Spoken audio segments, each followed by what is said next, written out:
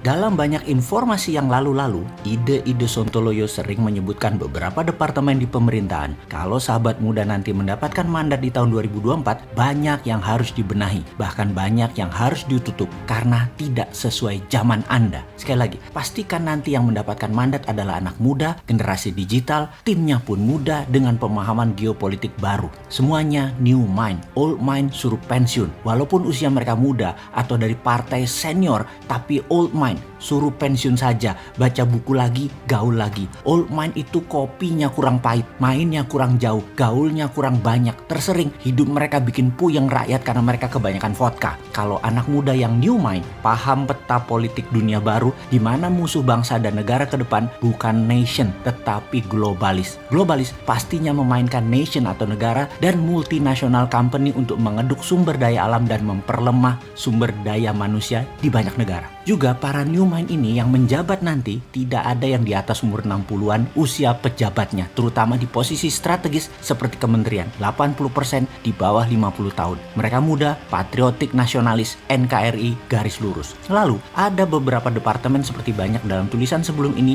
yang harus ditutup. Salah satunya adalah departemen sosial. Departemen sosial sebaiknya di bawah Pemda, bukan di bawah kementerian. Diatur di bawah pemerintah daerah. Dari dulu, tempat ini adalah sarang korupsi dan semua orang tahu. Juga departemen sarang korupsi lainnya yang harus ditutup adalah Kementerian BUMN. BUMN tidak di bawah kementerian lagi. Anak muda pemegang mandat nantinya sudah paham sekali ketidakmanfaatannya BUMN di bawah kementerian. Karena bisa jadi mesin uang pribadi atau kelompok mengatasnamakan pemerintah atau negara. BUMN di bawah kementerian bukan lagi badan usaha milik negara, tetapi harus diganti badan usaha milik pemerintah, BUMP. Kalau caranya seperti saat ini. Dan itu jauh beda banget. Pemerintah dengan negara itu beda. Eksekutif dengan nation itu beda jauh. Hanya yang tidak paham cara bernegara lah menganggap keduanya sama. Atau ada pejabat yang pintar memelintir makna bernegara demi kepentingannya. Dan ini dipropagandakan sehingga rakyat jangan ngerti bedanya apa itu pemerintah, apa itu negara.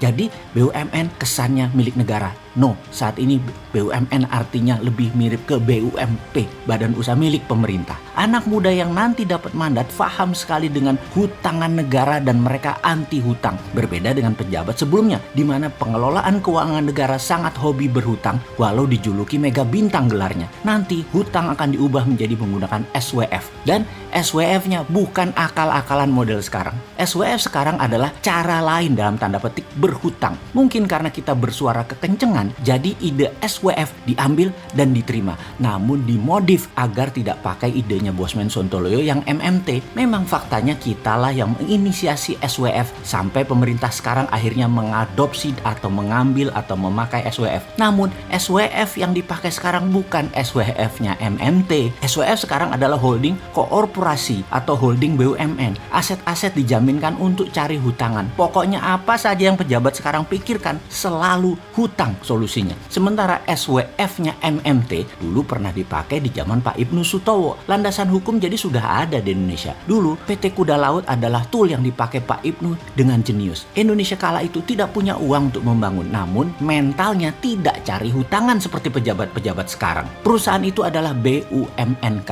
Badan Usaha Milik Negara Khusus, yang kemudian hari dikenal menjadi SKK Migas, Satuan Kerja Khusus Migas. Masih di bawah departemen, menerbitkan SWF yang dibeli oleh banyak negara. Catatan, dibeli bukan dijaminkan. Perlu dirinci. Oke, kita rinci. Banyak negara kecil seperti Singapura, Fiji, Timor Timur, Swiss misalnya, mereka tidak punya sumber daya alam. Salah satu strategi printing money adalah harus ada jaminan. Setuju ya, ini hukum pasarnya. Kalau otak pejabat mega bintang penuh prestasi dan dikagumi IMF serta World Bank tersebut, jaminannya untuk rupiah printing money adalah dolar. Wis, hebat ilmu beliau. Kita lanjut ya. Kita ke Swiss, di mana 150 tahun yang lalu mereka membangun Swiss Metal Bank, di mana mereka membeli emas, platinum, palladium, dan berbagai metal berharga. Lalu metal-metal ini setiap tahun kan harganya naik. Dengan basis tabungan metal berharga tersebut, Swiss franc dicetak dan dijadikan mata uang terpercaya. Sehingga Swiss sampai saat ini dianggap safe haven country untuk meletakkan uang-uang internasional. Kalau negara lain mau cetak duit perlu jaminan tadi, maka SWF adalah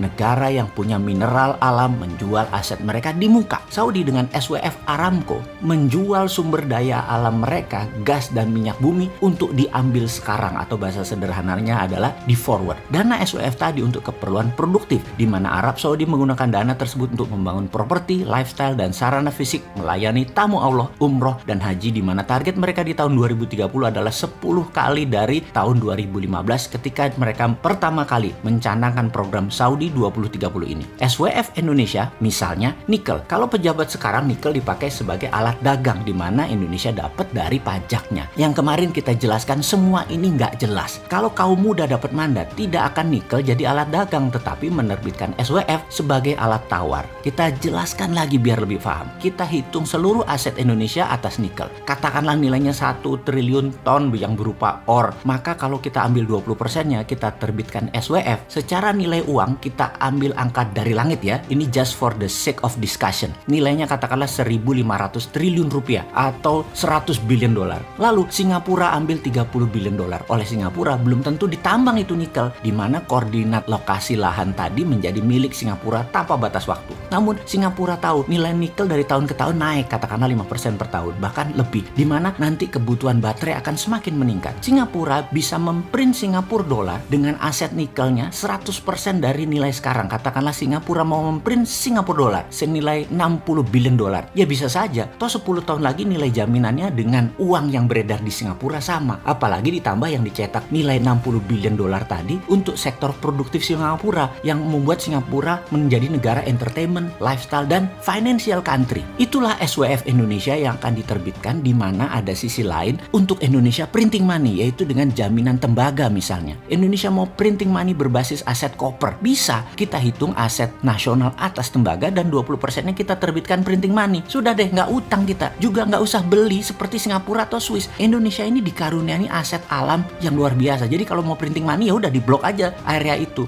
Beda sama Singapura atau Swiss, mereka harus beli dulu dan belinya dari SWF. Pokoknya begitu deh sederhananya. Sayang ya, sekarang kepinteran yang jadi pejabat-pejabatnya makan sekolah asing ketinggian, melihat Indonesia itu kecil, pi, cenik.